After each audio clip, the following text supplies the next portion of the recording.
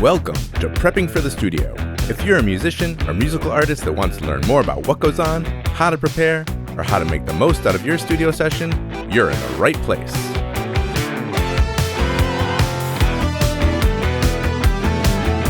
Prepping for the Studio.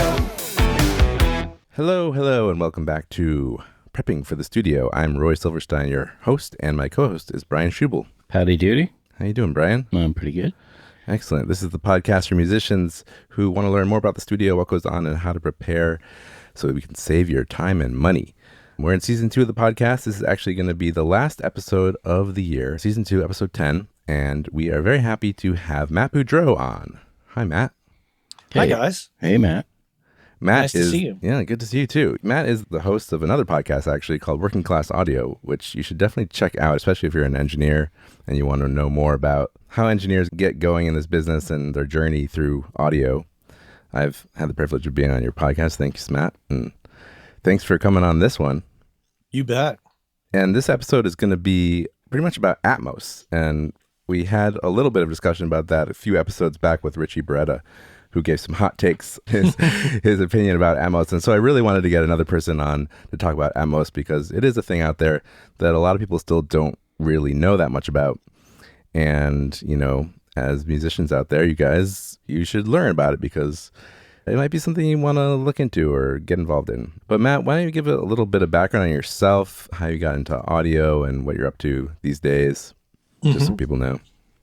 My background is as a player originally. I started out as a drummer, grew up in southern New Mexico, and moved out to Northern California with a band that I had formed with a group of friends when I was in high school. And this is, we're going back a ways. This is like 1987, 1988. Right. So we moved out to Northern California because we wanted to get a record deal. And of course, you know, you come from a small town, especially in New Mexico, and a lot of people are like, that's a 1 in a million chance. That's never going to happen. Right. So we moved out, we got a record deal, and eventually that band ran its course, broke up. I joined another band, I got another record deal, you know, and between the two bands, I did a fair amount of recording on a high level in the days prior to Pro Tools, prior to cell phones, prior to the internet. So analog tape and, you know, proper pre-production and preparing for the studio, right? Yeah.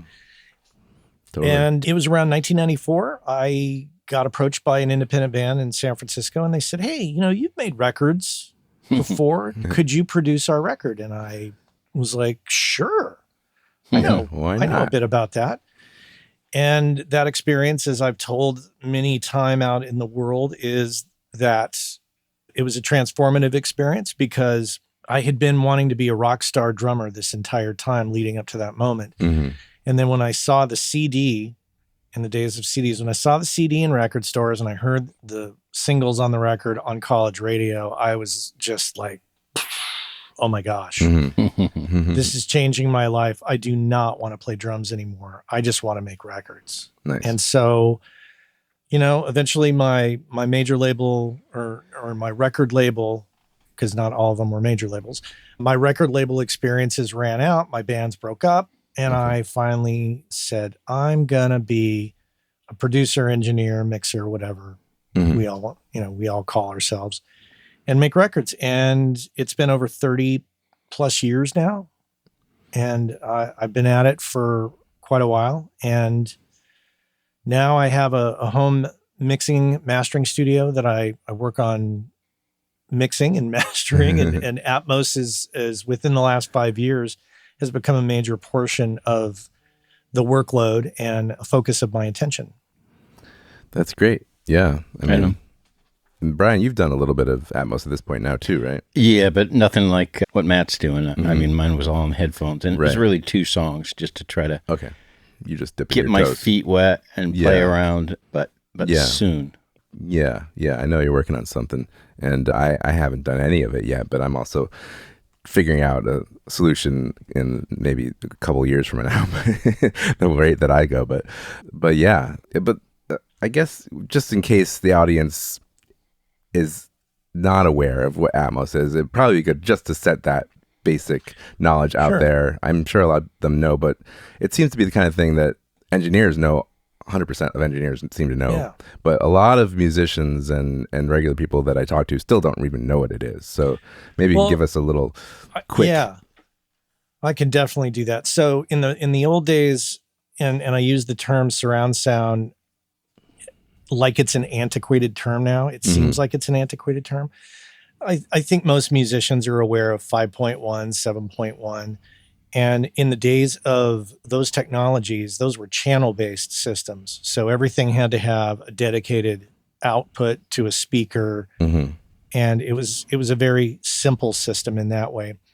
Many years ago, different movie theaters started cropping up where some would have the ability to play 5.1 movies, some would have 7.1, some would have higher channel counts. And it was becoming a little strange because there was all these, different formats. And so if you wanted to play your movie in a 5.1 theater, you had to have a 5.1 mix for your film, and et cetera, for all the different variations. So Dolby came up with a object-based format called Atmos.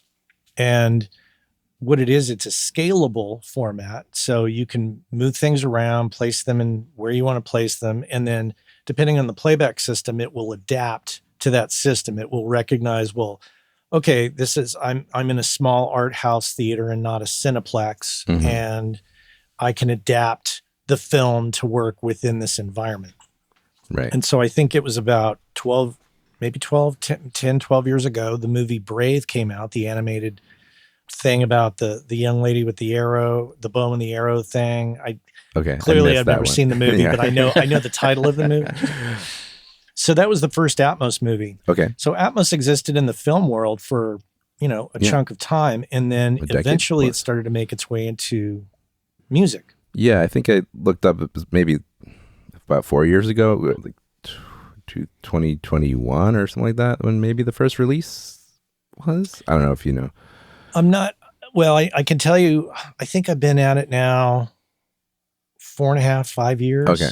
So and I got in right as the minute Apple made the announcement that they were going to support it is when I got in. That's when I started making the calls and going, okay, what do I need to do? What do I need to get? Because to me, that was the thing, the canary in the coal mine moment was Apple's involvement. I thought, okay, well, that's a significant development, because up until that point, I had ignored it completely and had no interest in it because I didn't see any path for records to even sell except to a very small group of people. Okay, so it's been around for, at least 5-ish plus years for music, I guess. And, like I said, it's interesting that although a lot of engineers, pretty much all engineers, I feel, know about it because we've been told about this so much, there's still a lot of musicians and regular people who don't seem to know that it even exists. Any idea why maybe this is the case? Has it not been promoted well, or? Yeah, I think that there's an education element to it that's lacking. And I also think that there continues to be, like any new format that comes along, there's going to be competing formats. And Sony was trying their best there with Sony 360 to go head to head with it. Okay. And I think they've finally given that ghost up. I think that Sony 360 they're not really, dealing with that anymore. Okay. I could be wrong. It just seems to have dropped off my radar. Yeah.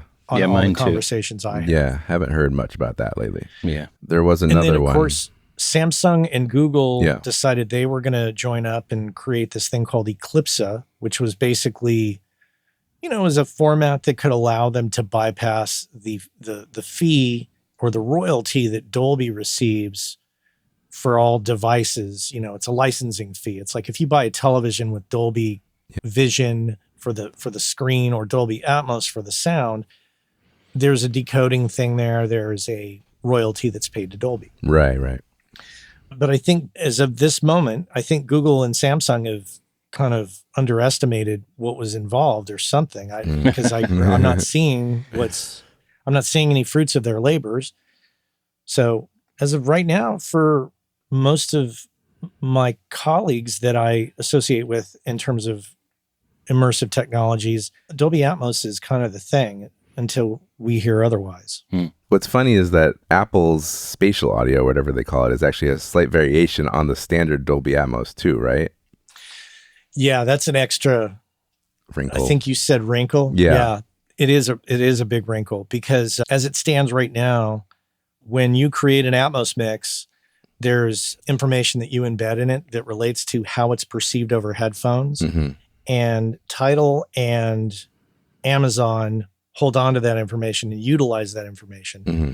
Apple has a different ecosystem and they don't utilize that. Okay. And therefore, your mix, when it goes out, sounds a little bit different on Apple over headphones than it does on Amazon and Tidal. Gotcha.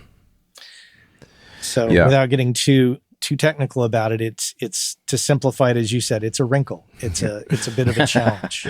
But then you also have all the guys who are like, oh, it's not going to take off. It's just, forget about it. And your quad never happened. 5.1's like, Yeah, that's another thing we want to talk about is that was kind of one of, when we had Richie Brett on, one of his things that he was talking about, that he just didn't feel like it was going to go anywhere. Because I guess, you can listen to it obviously on speakers, right? But that's like a big investment if you're going to do the full Monty there, where you actually get 7 speakers. And Atmos adds these height speakers, these ceiling speakers too, right? It does. And the investment will vary because, as I said earlier, the key thing here is that Atmos is scalable. Yeah. So you could buy a Sonos soundbar, right, and it would recognize that and go, oh, you have a soundbar. Okay, well, I'm going to put everything where it should be, and the resolution will be dependent upon how much equipment you have.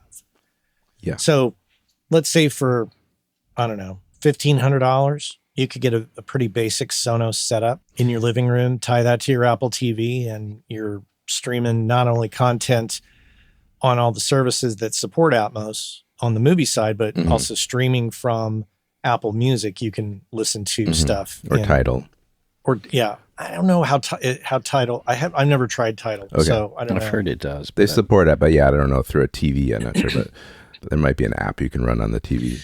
And there's, Smart if you go to TV. Costco, you can buy a JBL boombox that's Atmos equipped. You can buy single Sonos speakers that have a multitude of speakers inside a single box that, the Era 300, for example, is about a $400 box. And what they try to do with those is actually bounce the sound off the walls and ceilings, right?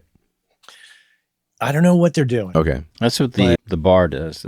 That's what I understand. It goes up to the ceilings. They have the speakers angled in there so that they can.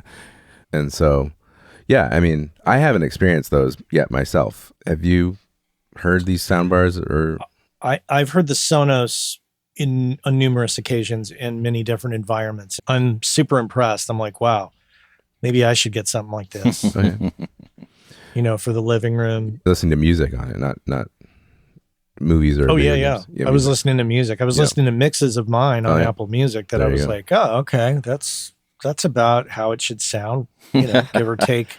That's good. Give or take the acoustics of the room you're in. Okay. And how do you feel like the headphones? Because this is another part of Atmos that's interesting, is that it can be rendered onto headphones in a sort of simulation, I guess you could say, of what it would sound like if you were in a room with speakers.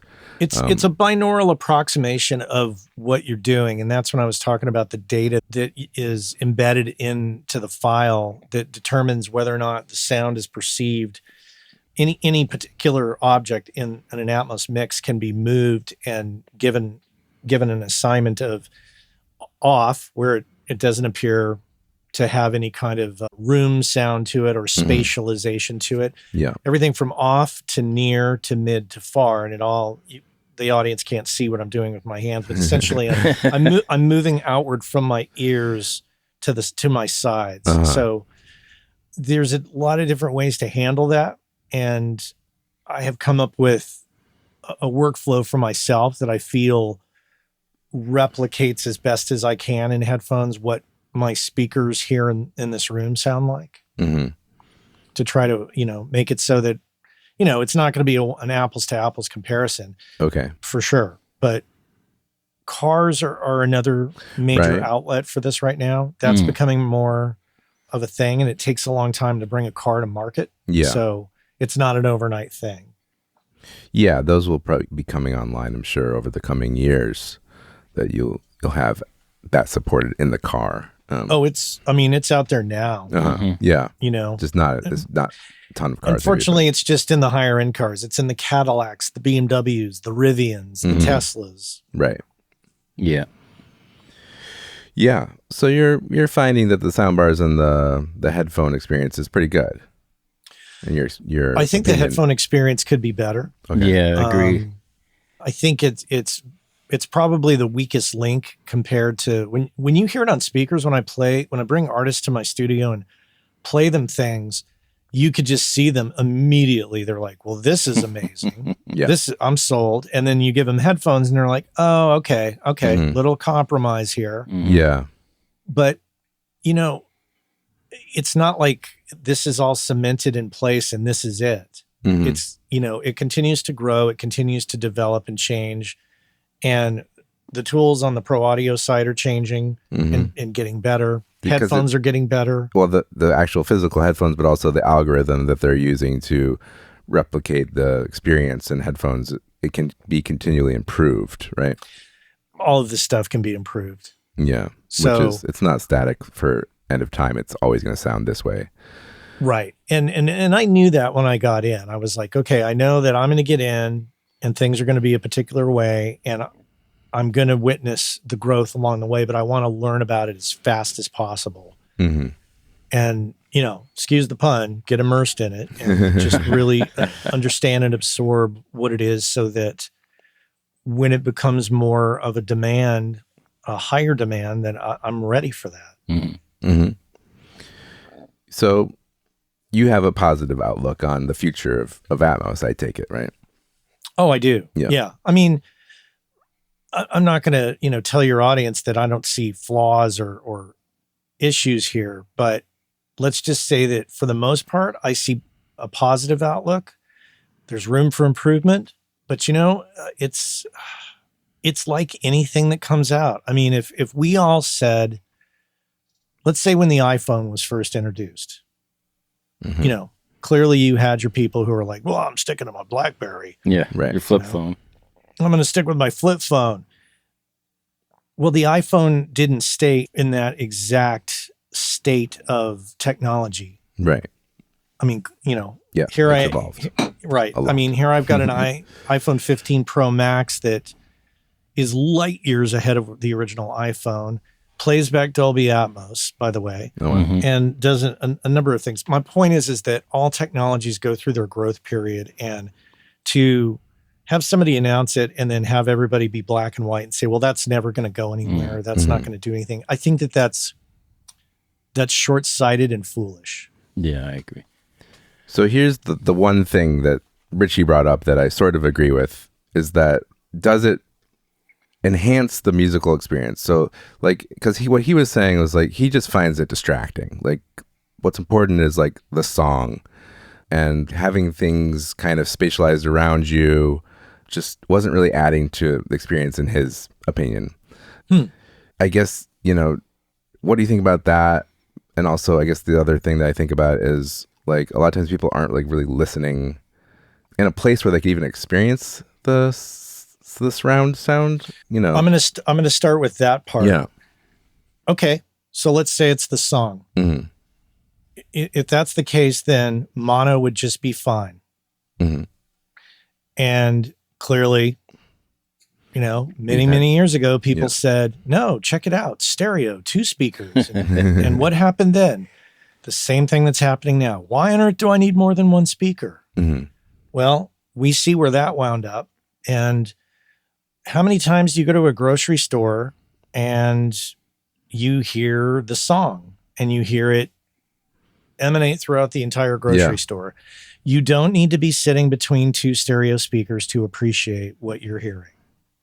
Right. Because if that's going to be the judgment, the model, then everybody needs to, based on that argument, people would need to listen between 2 stereo speakers, just like we do in the studio, to get the full experience, and that's just not accurate. I don't think that. I think most people could agree that nobody does that. Yeah, it's rare that you sit down and I'm going to sit between these speakers and I'm going to listen to this record. It's usually, for better or worse, because it's part of the background while you're doing other things, having a conversation, doing something around the house. And the other argument that I hear a lot too is, well, we only have 2 ears. Well, that's true, but we also have a head and a body, and we hear things all around us. When we hear nature does not just, our context clues of location do not come like straight in and we just hear a flat, representation of nature. We can perceive things behind us, in front of us, overhead. When the plane flies overhead, it's not just going between left and right.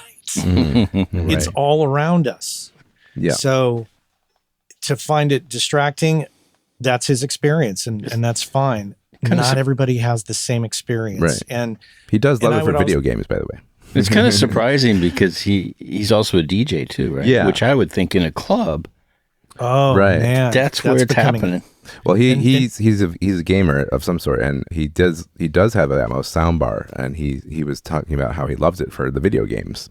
He just finds it unnecessary for the music and just kind of considers it sort of be like a cash grab from Dolby and others. Yeah, and see, that's another argument that I hear. If that's a cash grab, then what about all the other things that we're seeing? It's like all the other like when I hear people say cash grab, I just shake my head and go, why is that a cash grab? What defines that as a cash grab compared to other things? And I'm fine with people disagreeing with it, and it's fine if people don't think that it's for them. That's fine. They can buy headphones and stereo speakers and stick with what they have. But to say that it's a cash grab, then you need to apply that same logic and that same argument to all the other things out there and question whether or not those are cash grabs. I don't understand what makes Dolby Atmos a different animal from all the other technological things in a studio. Yeah, I mean, I think one of the things that he was talking about is, okay, if you don't really believe in the technology enhancing music, if you think it's just kind of superfluous, then, and if it's sort of like now a thing that you have to do as part of your release thing, then it's okay. Now as a musician, I got to pay another person to mix in Atmos and all this kind of stuff. So I don't know. Right. It might be related to that he was thinking. And one thing that he talked about, which I also think makes a lot of sense, is like, if you were coming into making a record with Atmos in mind, like if you're making it for the format, it would be a little bit different in his mind. And I kind of agree, like, because now you're like really utilizing the format as like a new art form almost. 100%. Yeah. Now that may be the area that we agree. I don't think we have to go back through the entire back catalog in the history of music and mix it in Atmos, which people have been doing. Yeah, and there's been a lot of very poor representations of music we all love out there, where you put it on and you're like, "What the hell is this?" And I'll give you a great example. Like many people, I have playlists of songs, and I get on an airplane and I'll pull up a playlist. And in particular, I have an Amazon Music playlist, and I'm going through, and the plane, you're in airplane mode, and the Wi-Fi sucks anyway. So I'm just, there on the plane listening to the tunes, and I'm just going to apologize in advance. I'm sure there is a person out there that did this mix, and they're going to hear this now, this criticism. But Dream Police from Cheap Trick comes on. Okay. And I love that song. And I was like, what is going on with this mix? And I pull the phone up and I look at it, and it's like Sony 360. And I'm like, oh. Shit. And I'm in airplane mode. I can't change to the stereo version, and I can't change to the Atmos version, and I'm stuck. And I'm like, this sounds like crap. I can't. Yeah. Next song, right? I'll have to correct that when I have a chance and download the version that I like. So, there are bad versions of mixes in Sony 360 and Dolby Atmos out there, just like there are bad mixes in stereo. Yeah, absolutely. Yeah. It's unfortunate though that they've some of these are kind Classics. of ruining classic songs, you know. Oh man. And then it might be the one that's like defaulted when you go to play it. Right. That's for sure. There was another part to your question. Yeah, well, the idea of actually making a record with Atmos in mind. This is actually a big topic that I want to bring up for our listeners, because I think that is, from the prepping for the studio side of things, like the biggest thing that you could think about is like, okay, if you want to do this, like think about it ahead of time, of like, well, going into the studio, writing your songs, even, and envisioning how they're gonna be in the end with Atmos in mind. That's actually quite interesting. And I'm wondering what you think about that, and if you have any tips, or I don't know if you've heard about people doing this, or. Yeah, I mean, I started doing it immediately. I worked with this jazz band, and we recorded on location in this spot, and I purposely placed mics around the room. I close mic'd everything, and then I put room mics in locations that corresponded to the speakers. Okay.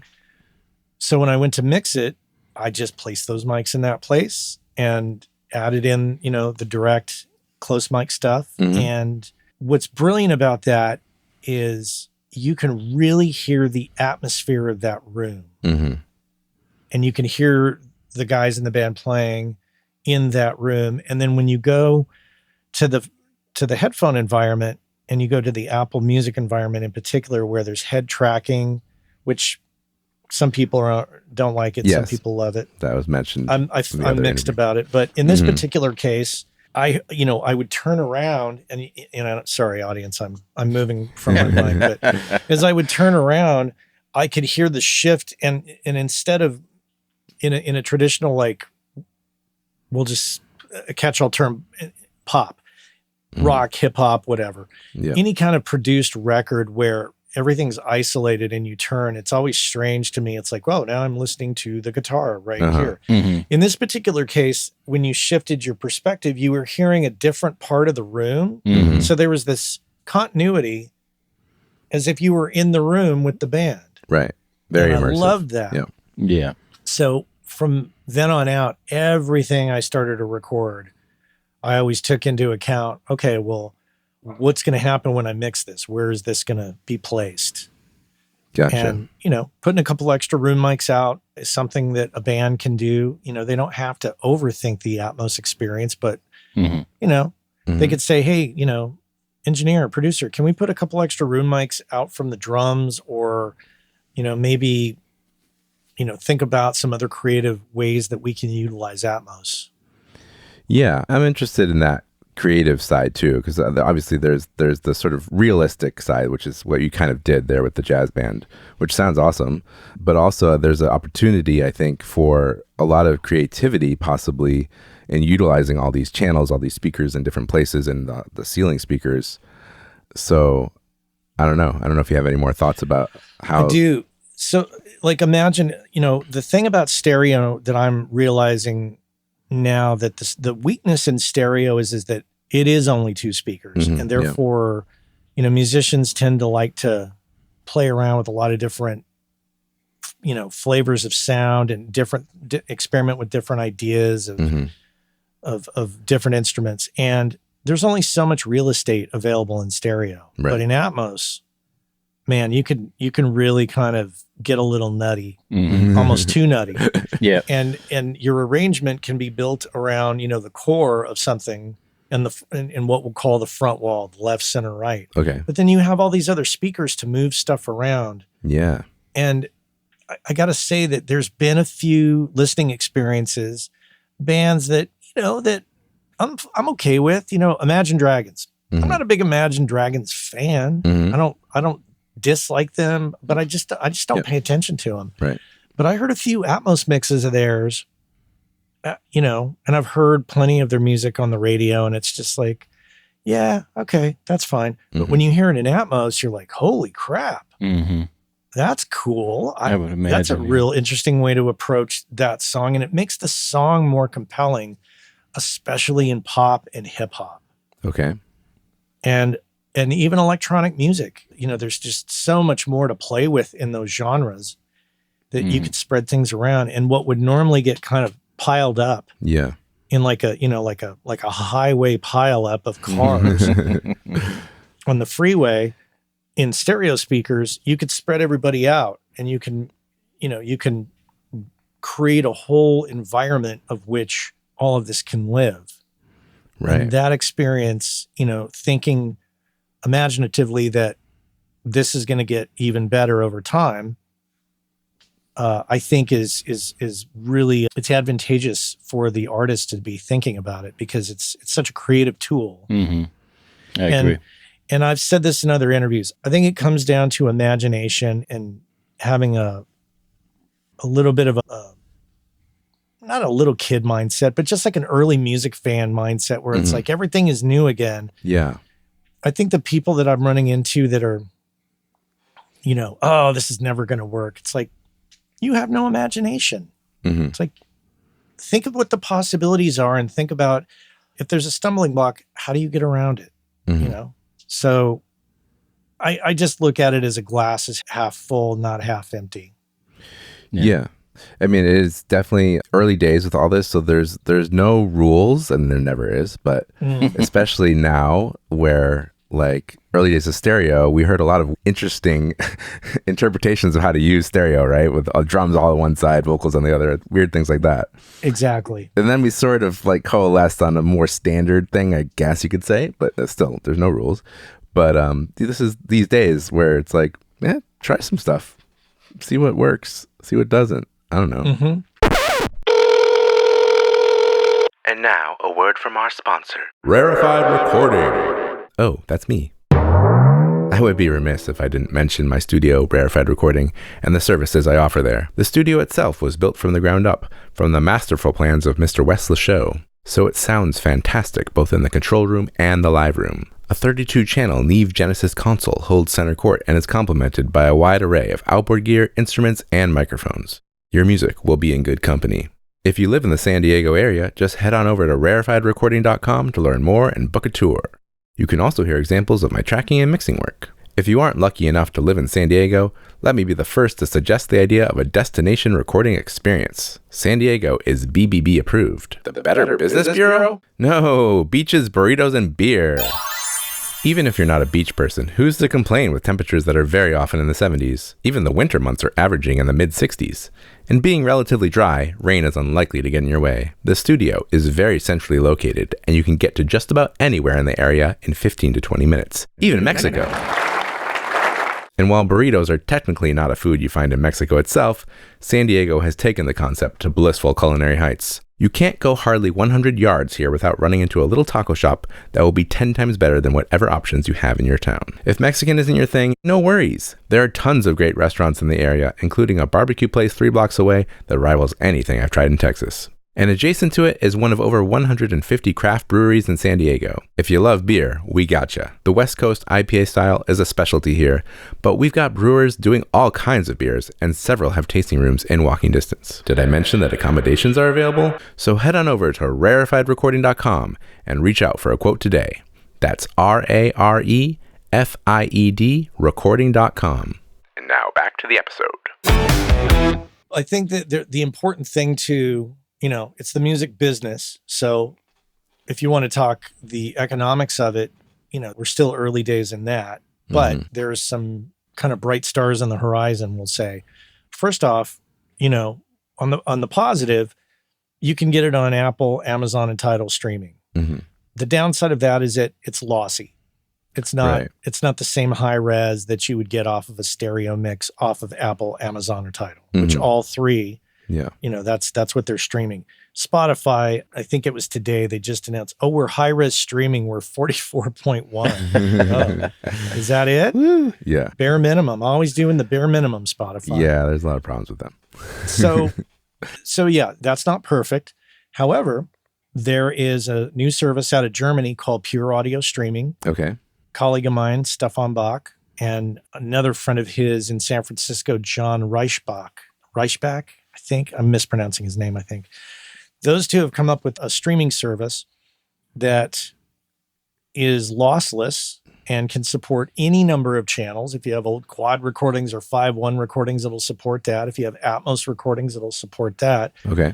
And it's got a very progressive economic model, unlike Spotify and all the other services for None that of them are matter great. that have kind of a top-down, 1%er favored system.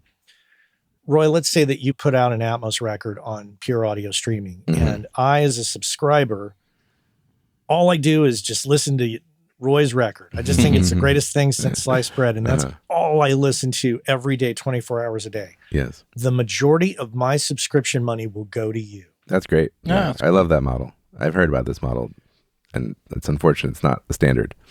So there's that, and that's, accessible to anybody that has control over their album. Now, they don't support singles. They only do full albums, which, is going to appeal to a certain group of people. ImmersiveAudioAlbum.com is essentially like the Bandcamp of immersive audio, where you can download files. Okay.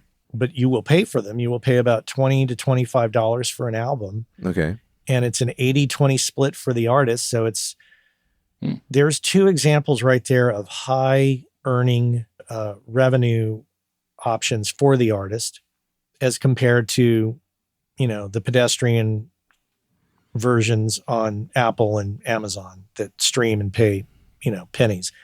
That said, those streaming services do pay a higher royalty rate to Atmos mixes in comparison to stereo mixes.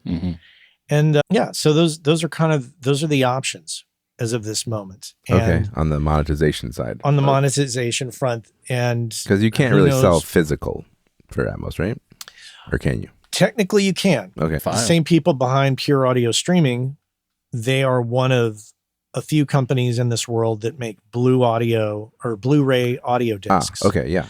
So technically, you could get yourself a Blue audio player or Blu-ray player, sorry, not Blue audio, Blu-ray player, and buy, let's say you wanted to buy the new Peter Gabriel album. You could buy the box set that's got the Blu-ray with the Atmos mix on it, which was done by my friend Hans Martin Buff. And then you could get the two stereo mixes done by my other friend Chad Blake and, I don't know, Spike Stent. Spike did the other mix, but it's two CDs and a Blu-ray. I heard about this, yeah. And you could buy that, and if you've got, your average Denon, Onkyo, or Marantz, or whatever, if you have an AVR and a Blu-ray player, AVR meaning an audio-visual receiver, and you got a little setup in your home, you can listen to a lossless version of his mixes of Peter Gabriel and Atmos. Right on. Yeah. So yeah, there's some interesting monetization options out there for Atmos. That's good to hear. Let's switch gears a little bit. Let's say we have, a lot of our audience obviously still working in stereo. And then they're thinking, okay, well, maybe I'll do this Atmos thing. What would they need to get from their stereo mixer to then give it to someone else to do an Atmos mix or what have you? That's assuming that their stereo mixer is not also their Atmos mixer. Right. Yeah, let's assume that for now. So let's assume that for now. Let's say that somebody came to you and they did a record and you mixed it in stereo. Yeah. You have to look at what you want the outcome to be. If you want to put it on streaming services, you're going to need to release those Atmos mixes with a stereo mix as well. Let's say you're an independent artist. They're working with you, Roy. Yeah. And they have a DistroKid account. So they get the final mixes from you. And let's say that somebody already mastered them and we already have the mastered mixes. I could get either the multi-track files from you and mix it from there, or I could say, hey, Roy, why don't you make some stems and embed in, give me, breakdowns of as micro as you can get. Okay. So I can try to replicate as close as I can sonically your stereo mix, but do it in Atmos. So it stems, we often think about, okay, it's all the drums is a stereo thing. It's all the guitars. It's all the vocals. But you're thinking for Atmos, it's probably better to have things broken down more than that. Yeah. If you can have I want to, being that musicians primarily listen to this, I want to dispel this right now. Yeah. Stems are not the same as multi-tracks. Right. Stems are, hey, we've got a set of drums here that has been processed and mixed in a particular way. Therefore, we're going to make a print of the stereo mix of the drums, or of the toms, or of the overheads, or whatever, as opposed to the multi-track individual tracks that go to make that up. And I know that's a pet peeve of mine. I know it's a pet peeve of Bob Clearmountain's too, where they talk about stems are not the multi-track files. Yeah, it can get you in trouble when you're not talking the same terms with someone. Yep. It can, and it can yield the wrong file type, the wrong thing, the wrong deliverable.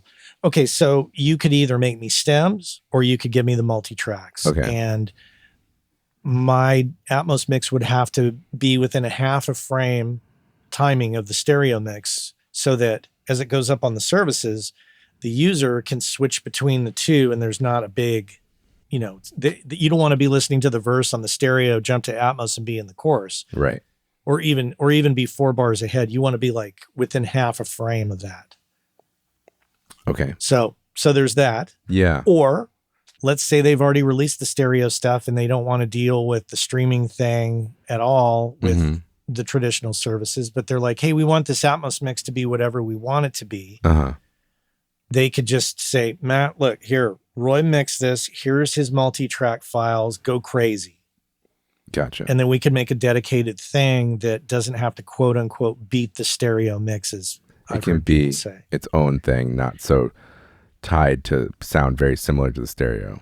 It could be its own special edition that is streamed on pure audio streaming, or it could be its own thing that's downloaded on Immersive Audio Album. Yeah. I mean, I know for the classic stuff that's being remixed in Atmos, that seems to be one of the big concerns, is like the Atmos version needs to be pretty reminiscent of the stereo. At least that seems to be what the general thing I've heard is, right? Yeah, that's what people are trying to go for. They're trying to, like, for example, my friend Will Kennedy and Matt Wallace, they're doing a ton of Atmos remix work. So what's involved there is, like, let's say they're working on the B-52s. They have to find all the assets. They have to find all the multi-tracks, get them into Pro Tools, if they're not already in Pro Tools by being transferred at Iron Mountain. But essentially get everything into Pro Tools, make sure that they have the right takes, make sure all the parts are there. Because in some cases, certain parts didn't wind up on the multi-track for some reason. It's, like a sequencer in the 80s running a kick drum or a keyboard part that was just, running through the SSL, but never printed to the 2-inch. Right. Would have been omitted by the time it found its way into, being transferred into Pro Tools. So that would have to be recreated, replayed somehow. And they'll spend, a week or two rebuilding stereo mixes to make sure they're exact. And then they'll start to do the Atmos mix. But this isn't like a thing that, if you're doing this now with new music, I mean, your Atmos mix doesn't have to be exactly or very reminiscent to your stereo mix, right? I mean, you could do whatever you want. I would think it depends on you and the artist. And what they want. Producing or, Yeah, whatever the artist wants to do. Yeah, it sounds like there's a timing thing that might be important if you're releasing them together on streaming. Is that what you're trying to say with, like, they have to be within a frame or whatever that is from each other? Right. So you can't mess with that aspect of it, I guess. And see, for me nowadays, my whole Pro Tools mixing template is based around mixing in stereo and Atmos simultaneously. Right. This is a rarity from my understanding, but you figured it out. Well, I did. Yeah. I was doing a remix of the Green Day theme song for Bill Maher on HBO. And they were asking us for all these deliverables. And they were like, I was told, you need to make sure that the stereo down mix sounds, cohesive and good compared to the Atmos mix. And I was like, oh, okay, well, let me reconfigure my Grace controller to accommodate that. And along the way, I realized, wait a minute, this could all be done at the same time on all future songs and mixes. And so I did that jazz band as my full, like, front from beginning to end test record. Yeah. And I realized, okay, I can mix this in Atmos and stereo at the same time. And that means from a mixing fee perspective, those two items are no longer separate. And it brings the price down because here's an analogy. If you're getting work done on your house and they're working on the bathroom and, they say, do you want us to also in the other bathroom, we can replace the tub? Mm-hmm. It's going to be cheaper if they do it right then and there. Yeah. As opposed to coming back to a dedicated job of putting the tub in. Those are going to be two separate things. But if you can combine all that work into one, that's essentially what I'm doing in Atmos and stereo. And then I have this continuity, a sonic continuity between the two. So there's not such a big jump between how they sound. Yeah. So this is potentially another option for people out there is there's some mixers like yourself that are able to do both, I do both. And that way I can just say, okay, well, stereo would have normally cost you this and Atmos would have normally cost you this. But if we combine it in two, I can bring the price down for both and we can just kind of settle in on a price that's a little more expensive than stereo, but not that much. Right. That's cool. Yeah. What is the sort of final deliverable that people get from an Atmos mix, a client of yours? What are you sending them? The file is called an ADM file, and it looks like a WAV file. If you looked at it, you'd just say, well, that's just a big ADM file or series of ADM files. Of WAV files. Yeah. So it'd be like, let's say it's a 10-song record. I'd send 10 ADM files. Oh, okay. Gotcha. Yeah. And each one would be, depending on the number of objects involved, would be, it depends on the length of the song, but, we're talking in excess of like, let's say anywhere from a gig to 6 gigs, depending on what. Okay. Can be pretty large. How much is going on. Yeah. And then how would someone listen to that? Like you want to check your mix at home, Well, so what I do with a client, I'm assuming that they're going to be listening on headphones first. So I will derive 2 mixes out of that they can listen on headphones. One is a binaural file, which is what they would hear on Tidal and Amazon. And then I'll make an MP4 file, which is what they would hear on Apple Music. And I'll upload those to a service called Samply. Okay. And Samply immediately recognizes that, this Apple file you've uploaded is meant to be heard on particular devices. And they guide the listener into what they need to do, get your iPhone out with your AirPods and hear this in all its glory.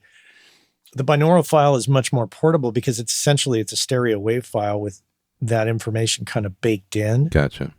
So they'll hear that. And then like in this case, today's Thursday. Oh, right. Okay. So tomorrow I have a client I did a single for. Stereo mix is already signed off on and it's been mastered.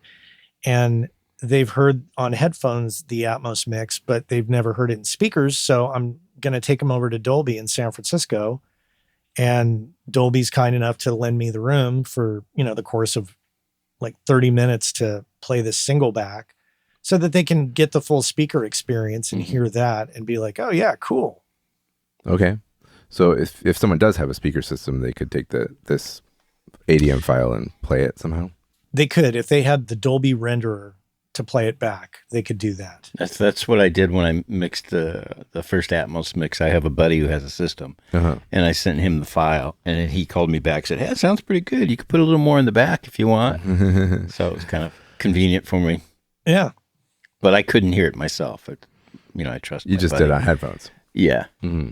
I could hear it, but it was headphones. Yeah, it wasn't the speaker deal. You think it's important to listen to both, Matt? I do, because I've found that not only have I have friends that they're like, oh yeah, man, I did it in headphones and it sounded really radically cool. And I spread everything around. And then I went over to a speaker system and it sounded like, and they're like, yeah, now I want to remix the whole thing. Because in headphones, you're trying to overindulge. You're trying to exaggerate what you're hearing because you're like, well, let's spread it around as far as we can go. But that doesn't translate to speakers. And, a lot of people will say, well, everybody's listening on headphones anyway. Yeah. That may be true, but not everybody is listening on headphones. Right. And you got to make it sound good on speakers so it translates to as many places as possible. And you could make a dedicated, on pure audio streaming, you could make a dedicated binaural mix and say, this is for headphones only and go completely crazy. Yeah. And it will serve up. You can, I think it gives the listener the option to listen to one or the other, or a multitude of, try different versions. Okay. You mentioned mastering. Do you have a guy who masters your Atmos mixes? Good question. No, that's a great question, because that early on was a point of contention in the mastering community. I know a lot of my mastering friends kind of were irritated. So here's my standpoint. Dolby's been to my house, into this room where I mix, twice. And when they come, they're tuning the room and they're preparing it for Dolby Atmos so that the speakers are doing what they need to do, that the room is tuned the way it should be tuned, and that we mix to a thing called the Dolby curve. Some of us do, some of us ignore that entirely and mix in a flat room. But essentially what they're doing is they're time aligning all the speakers. So at the center point, all these speakers firing at me are arriving at the same time. That's probably the most important part. The Dolby curve part is really dependent on taste. Like in a typical room, you'd probably try to tune it flat, right? Generally in a stereo room. The Dolby curve, it's, we could have a whole podcast on that alone. The Dolby curve has worked for me, and I find that my mixes translate utilizing it. So here you have a room that's tuned. There's some level limitations. You cannot go above -18 integrated LKFS for these mixes, because the whole point is that they can squeeze down to a binaural thing that could potentially, if done at today's volume war type level, could basically blow up the converters on your phone, right?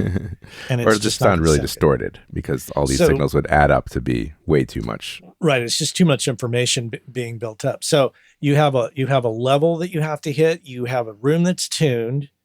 And after that, for me, the short answer after that long explanation is I master all my own stuff. Basically, I finish a mix. I put it in a thing called the album assembler from Dolby, and I make sure that the levels are right. And if the stereo mix was mastered by someone else, which most likely it's been in my case, because I generally send that out, I do a comparison of the two, level match the two, and just listen and go, okay, yeah, interesting. The funny thing is the Atmos mix always feels more open and less like kind of crunched down to me.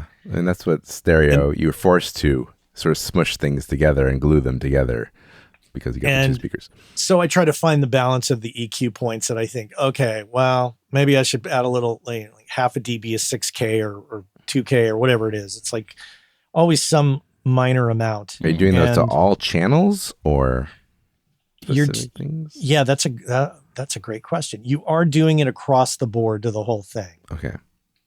You're adding minute amount of, or cuts of certain things. But in those cases, the moves are minimal. There might be like one or two things, sometimes none. But there are people mastering Atmos, like there are people. That's one of their services they're offering, like mastering engineers. That's what I did with the first thing I did, because I was so insecure about it. I sent it to Alan Deutsch, who masters West Side mastering. Yeah, West Side, who masters Atmos, and he said the same thing. It sounds good. You're conservative, but it's good. It's got the thing. Yeah, the thing about mastering Atmos is, to me, it takes somebody who understands how you did it, because there's so many different ways of assembling an Atmos mix. And I day-to-day belong to this text group of people that meets once a month on a Zoom call. We're a lot of name people that if I told you their names, you'd be like, oh, wow, okay. I know who that is. A lot of us, we mix in what I would call an object bed. There's essentially objects you can assign to things, and then there's the bed, and the bed is a holdover from the film world. It's a 7-1-2 channel-based avenue for you to place audio. Only thing I use that for is the LFE. I put a tiny bit of LFE in that, and everything else is basically me using objects placed where the speakers should go to replicate this environment. LFE is low frequency effect channel. It's funny. I laugh because that's how I started, was using more objects rather than the beds. And then recently I was talking to another engineer. He goes, oh no, I just use beds and every now and then use an object. So, And I've heard great mixes done in both avenues. And so I say, if you're doing Atmos, do what you think is best for the music. How does this relate to mastering? Well, it relates to mastering because the mastering engineer needs to know that when they get that ADM, how is it created? And they need to know the room that it came out of. It's not as simple as stereo. And it's because there's a lot of complications in Atmos that I feel that an inexperienced mastering engineer could very easily goof up the whole thing. If there's any kind of automation involved in the objects and they do something to sabotage that automation, or if they alter the mix, if they say, oh, I thought the wides should go a little wider, and you'd be like, no. Yeah. So I'm very protective of my mixes, and I've only hired somebody one time who I trust, Justin Gray, who is a musician, an engineer, an Atmos guy who's been at it a long time. And I needed a second set of ears on something because it was a project that kind of got a little bit out of hand over time. And I just said, Justin, you need to help me rein this in. And that was the only time I've ever done that. So they take this ADM file, the mastering engineers, or is there something else? Okay, so they have the ADM file, and they're able to open this up in some sort of program where they have... Yeah, you can take an ADM file and import it into Pro Tools, into Cubase, into Nuendo. And what will you see in one of these programs? Just like WAV files of each... You'll see all the objects and channels of things. You'll see much more metadata too, like object, because object is like, for the audience, like you can take, let's say, a guitar that you want to do some weird like panning around the space, and you can make it as an object, right? Right. You can put it in this XYZ coordinate system, and you can move it anywhere you want. You can automate it to move. You can leave it static. It's not fixed necessarily in one channel unless you want it to be. But yeah, that's kind of the cool thing about the object thing, is that you can move it around very, however you want. But so they actually would have access to the objects with the ADM file. Okay. And granted, I've got some great friends who master in Atmos that I respect, but I just don't want to hand my stuff over to them. Because I want it to be what it is, and I don't want any changes to that because I've gone through a lot of effort to get it to where it's at. Gotcha. And I don't feel that, a minor EQ change here or there is going to warrant them charging $300 an hour or more to master something that, I thought was fine to begin with, that I already went through the pains of mastering. Okay. So it sounds like for the audience, this would be a conversation to have with whoever is mixing your Atmos stuff. Yeah. And I'm not going to paint a broad, brush stroke here and say, this is the way it all is. Everybody feels differently about this stuff. And as you said earlier, Roy, it's early days. Yeah. And, who knows? Maybe I'll want to go back and remaster. That's how many times has that been done in the stereo world? Yeah. Many, many times. Okay. All very interesting. I think that's all the questions I had. Brian, do you have anything else you want to add or ask? Or Matt, do you have anything you want to...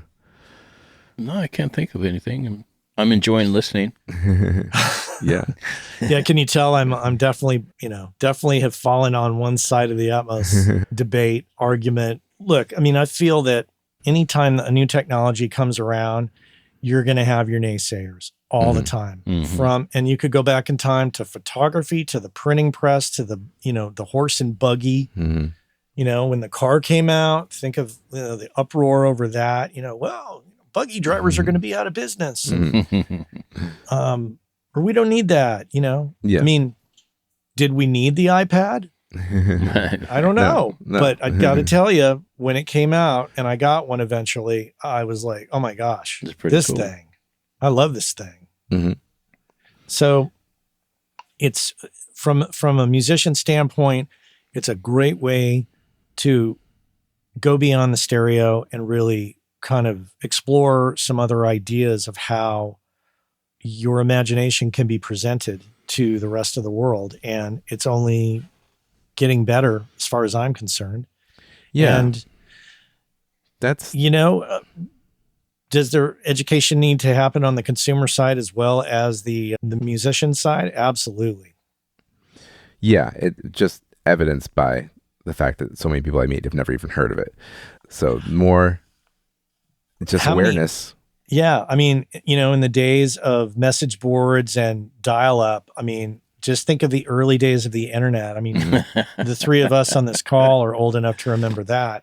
Yeah. And that was, that was slow going. And then it just like, oh, I'm sure there was people that are like, we don't need a computer.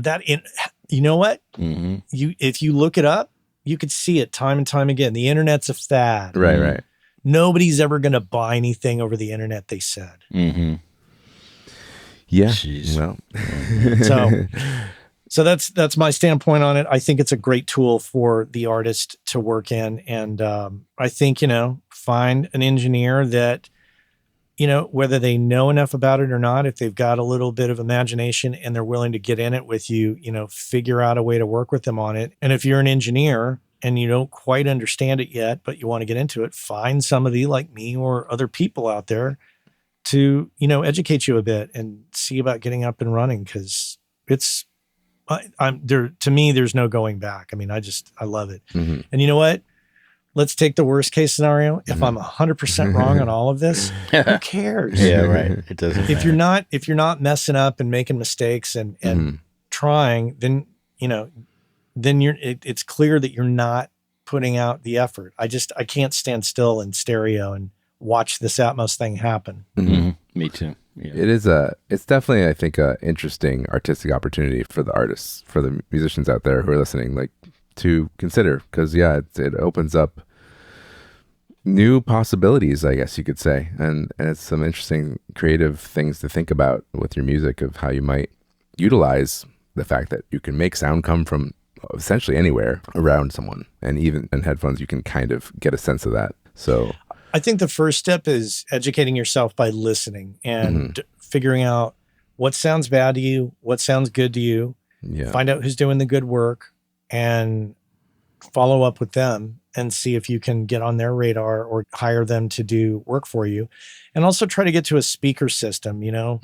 If you're in a major city like, New York, San Francisco, Los Angeles, you can go to events at Dolby and hear presentations of Atmos mixes in a theater, which is also kind of a slightly different animal, but it's an interesting thing. And if you go, there's a website, and Roy, I could send you the link. There's a page on the Dolby website that lists all the Atmos studios that they have tuned rooms for on their website. Okay. That you can, look up your city, find the place, and, call them up and see if you can go and hear some Atmos mixes. That's a good resource to share. Yeah.